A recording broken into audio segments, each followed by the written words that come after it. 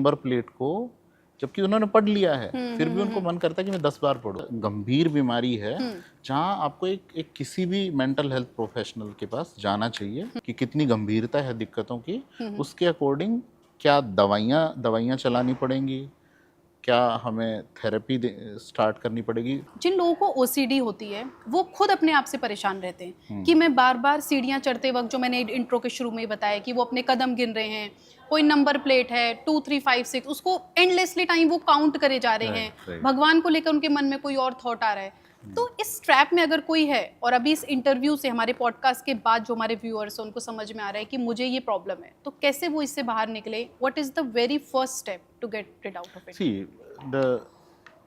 I guess the very first step is, like you said, to identify that this is problematic. बहुत सारे लोगों को ये insight ही नहीं होती कि कोई इशू है, किसी तरह की प्रॉब्लम है। वो सोचते हैं कि क्योंकि ओवर टाइम ये सारी चीज़ें नॉर्मलाइज हो जाती हैं। तो अब जैसे आपने बताया कि एक केस तो मैं ऐसा भी देख रहा हूँ, अराउंड 55+ ईयर ओल्ड लेडी हैं वो, तो कोई भी गाड़ी गुजरती है वो उसके नंबर प्लेट को देख के उनको लगता है कि मैं ठीक से नहीं पढ़ पाई। एंड शुरुआत में तो वो अपने हस्बैंड को बोलती थी इस गाड़ी का पीछा करो, ये जहाँ भी जाके रुकेगी वहाँ जाके मुझे इसकी नंबर प्लेट को, जबकि उन्होंने पढ़ लिया है फिर भी उनको मन करता है कि मैं 10 बार पढूं। जहाँ भी जाके रुकेगी वहाँ जाके भी 10 बार पढ़ेंगी उसको। अब ऐसे कहाँ तक गाड़ी का पीछा करोगे, कहाँ तक लेके जाओगे?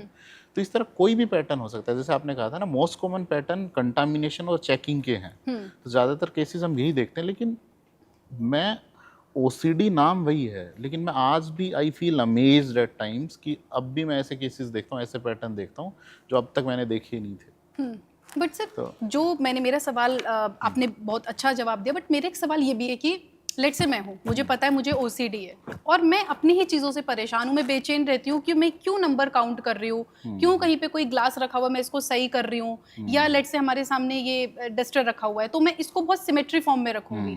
मेरे को पता है ये हो रहा है, इससे निकलने का क्या तरीका है? वो बेचैनी जब होती है अपने अंदर तो उसका क्या एक सॉल्यूशन हो सकता है? तो सबसे पहले तो ये है कि आप अगर जिस तरह मैं बता रहा था कि आपको इनसाइट डेवलप हो गई कि मुझे ये दिक्कत है और ये परेशानी है और ये नॉर्मल नहीं है, तो क्योंकि एक बहुत ही कॉम्प्लेक्स और ऐसा गंभीर बीमारी है जहाँ आपको एक किसी भी मेंटल हेल्थ प्रोफेशनल के पास जाना चाहिए ताकि वो इसको प्रॉपरली डायग्नोज कर सके, उसका एक ट्रीटमेंट प्लान फॉर्मुलेट कर सके, मैनेजमेंट प्लान फॉर्मुलेट कर सके, जिसका हिस्सा होगा कि हो सकता है वहाँ पे depending on severity of this illness कि कितनी गंभीरता है दिक्कतों की, उसके अकॉर्डिंग क्या दवाइयाँ चलानी पड़ेंगी, क्या हमें थेरेपी स्टार्ट करनी पड़ेगी, टॉक थेरेपी, या फिर दोनों का कॉम्बिनेशन स्टार्ट करना पड़ेगा।